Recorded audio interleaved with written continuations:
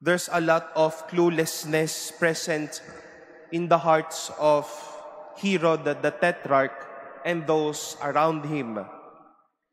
Hindi nila masabi sino si Jesus. We've heard that they thought he was John the Baptist, the prophets, or Elijah. In the midst of the many obvious actions and words of Jesus, they remained blind.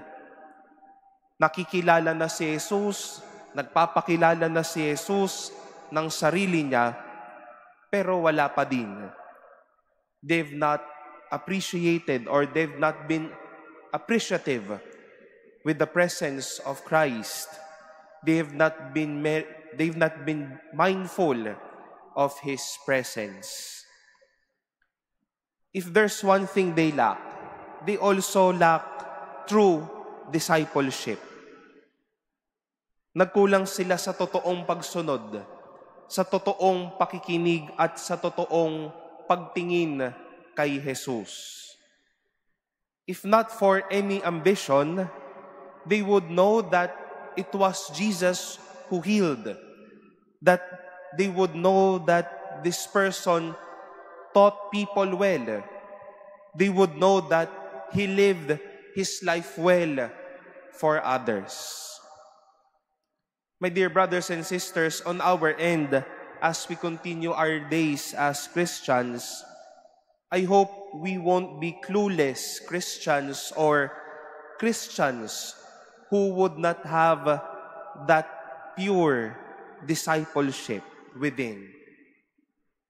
At every cost of God blessing us, of us learning about God from others, from learning from the goodness of God at every point of our life. Hopefully, we might not remain clueless unto who is this person trying to change us and form us. But then, let us open our eyes unto how the Lord is trying to form you and teach you. Because God is no other guy. Jesus is no other guy for us. But here is this God trying to change you, love you, and give you the best blessings in life. So that after every witnessing how such person has been changed, how you have been blessed, you might no longer say, I don't know who did that. But try to know who has blessed you and who has changed you.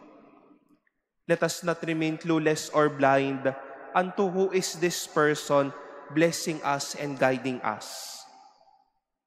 He is Jesus, and He is teaching you how to live well, leading you to experiences of healing, and leading you to the best lessons of life.